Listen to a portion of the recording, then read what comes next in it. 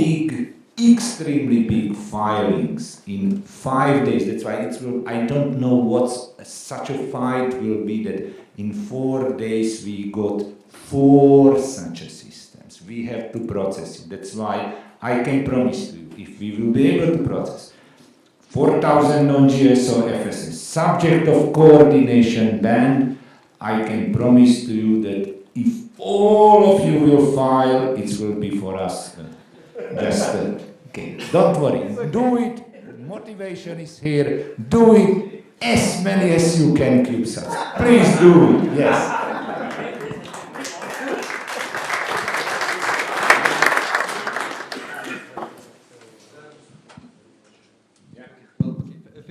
Thank you for your presentation. I have just a remark.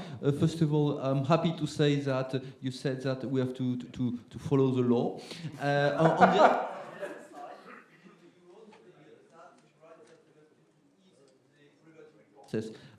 I think that there are, as Attila said, there is already an easy regulatory process for bands which are not subject to coordination. Well, probably the only problem is there may be a lack of telemetry, telecommand bands, as Wouter said. Well, I'll say that in my presentation. So there is probably a lack of these bands, but actually, well, the regulatory framework as it's such now, I mean, provides, I think, according to me, enough flexibility. But okay, it's a wide subject. Thank you.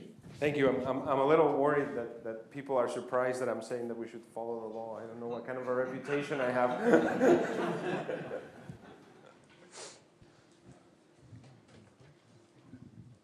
Just a question following on from yesterday, where we looked at some pricing at the FCC.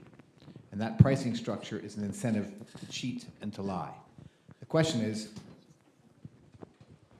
are you aware of any effort, coordinated effort in the United States to get the FCC to recognize that going from $50 to a couple $100,000 doesn't encourage people to be honest about the commercial nature of their system, and maybe the best way, as you're talking about paperwork reduction and all that, is also to reduce the cost of entry?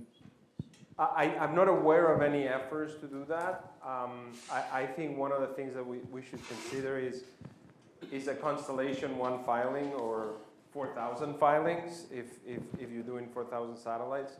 So that's where the system, I think, breaks down, because it's not designed for that kind of stuff. And actually, I think the experimental licenses are really good for a lot of the things CubeSats do that are not amateur, and they need to just accept it. But at the same time, they're not necessarily purely commercial. They're just experiments, and people should use it when appropriate. When appropriate. Better than the amateur. I'm sorry, this is the only point, even if you are Cal Poly professor, I strongly disagree, because this will create, or already creating, a mess. What is an experimental license? This is, sorry, I think 99% of people in this room are space-oriented. This is a terrestrial approach. Experimental is when I see my transmitter, it's here, I control, I put it to the middle of the desert, and I don't care what you will do even on 100 mega in middle of FM band. But don't make interference to your neighbors and do what you want. But never put something on the satellite. Follow the service table of Article 5. There are 15 services. Why? I feel, sorry to, because this is an absolutely critical point. This is an absolute critical point. That I still see that the CubeSat community is like, now I start to be open. Boss is not here. It's like the Linux users with Microsoft.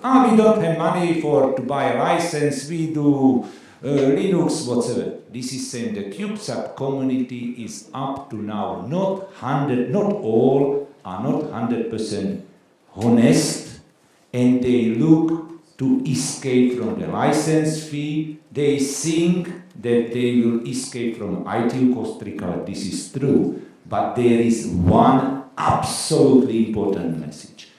if you go to such an approach, you will never ever got international recognition, never ever got international protection. These two, look, these big boys with the 4,000 satellites, their first press release was in the third line, and Peter can confirm this. We have an ITU licensing covered, etc., etc. That's why the CubeSat community have to understand that it's a piece of metal flying after it in the space. No. Is the FCC pushing the experimental license in conflict with the ITU? Because I got one.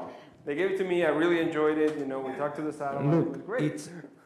it's an internal issue. We don't comment. It's an internal issue. If FCC decide, it's up to them. Up to the moment that there is no impact on any countries outside of US. And there is one thing also. Experimental is not amateur. That's why if amateurs are primary service in 2 meters, any even terrestrial radio amateurs can call FCC to say, I have my EME station, whoever is this off and piece of metal in the space. That's why again, I am asking you, who is taking a risk today to go to an unprotected spacecraft, etc.? And I think that just highlights the educational issue, that there needs to be, you know, from both sides to kind of make sure everybody understands what the regulation really means and communicate that to the community. Because we haven't done it in a long time, but when we use experimental, that's where the FCC took us. They say, you can do that and it's okay for non-amateur mission. And this is same the ISM band, which is not an ISM band. Yeah, ISM is the same thing. So there's still some legal issues that the legalese side of the house needs to figure out. But I think if we work together, we'll make it happen. So thanks again, everybody. Okay, if the community agrees, I have no problem because we don't have every day a Cal Poly professor or even on ITU. That's why you will have, look, we just move the clock a little bit, you will have shorter lunch, but lunch is here on the 4th floor. You have only one condition. We can go up to 13:55, 2 o'clock, Jenny is ready with her keynote speech. She left somewhere. Okay, she's there. Yes. Jenny is ready with her keynote speech. That's why, okay, if the majority of people, let's go. Where are the microphone? Other questions? I can shout. Yeah, shout. Yeah, sorry for shortening the lunch, but I think this dialogue is really important. I want to jump on the filing with 4,000 satellites. I think. I know. This is why. No, I'm not blaming any administrations, far from my will here. But I think we should treat this as an exception, and we shouldn't think that in the future this will happen often. Because here, I think what's important is that the administrations which are filing these kind of networks, and the ITU as much as possible should employ their power of due diligence over these stakeholders and over the proponents of these networks, because otherwise the system will explode. I can tell you that in the UK, whatever satellite network you want to file through us, it will be subject to a thorough scrutiny, especially at the moment of the coordination request. Because at the coordination request, you cannot request to coordinate a network we can operate on an unlimited amount of bands, because otherwise the system will simply explode. So I want to repeat what's my opinion on these CubeSat and NanoSat.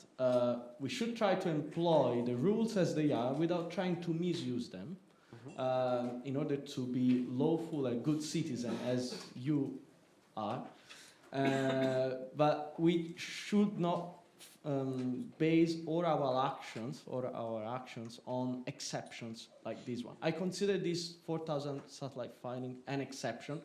and something which has to be addressed. Sorry if I stole some of your time, guys. Thank you.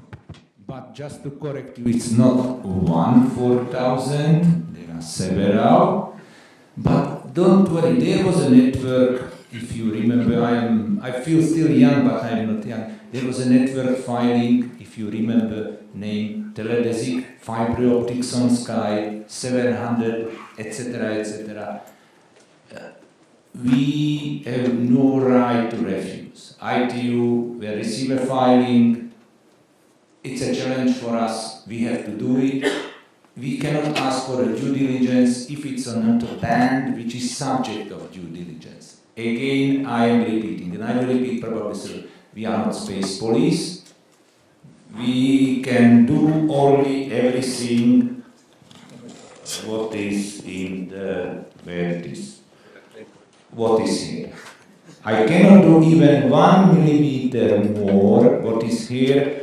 We have the RRB, and RRB can say, okay, Bureau, little bit go, but we have to go to the WRC to report, and you are the administration, you have to say, Bureau, yes or no, modify or not modify. That's why if you decide to send 1,000, 5,000 satellites, we have to do it. No, I agree, but what the due diligence I was talking about is more on the administration side. Agree.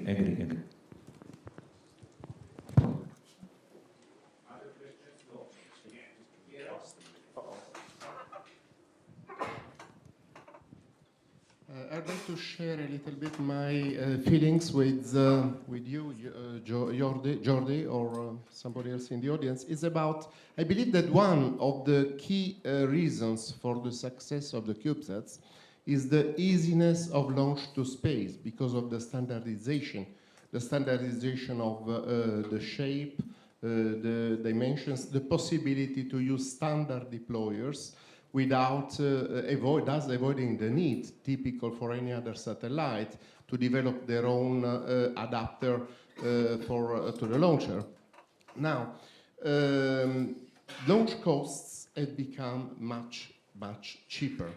My impression is that in a few cases, certainly that does not apply by definition to the teams that have collaborated with ESA, with ESA Education Office, but they have the impression that very often for a few CubeSat teams, the objective is not to launch and operate their satellite, but to launch something.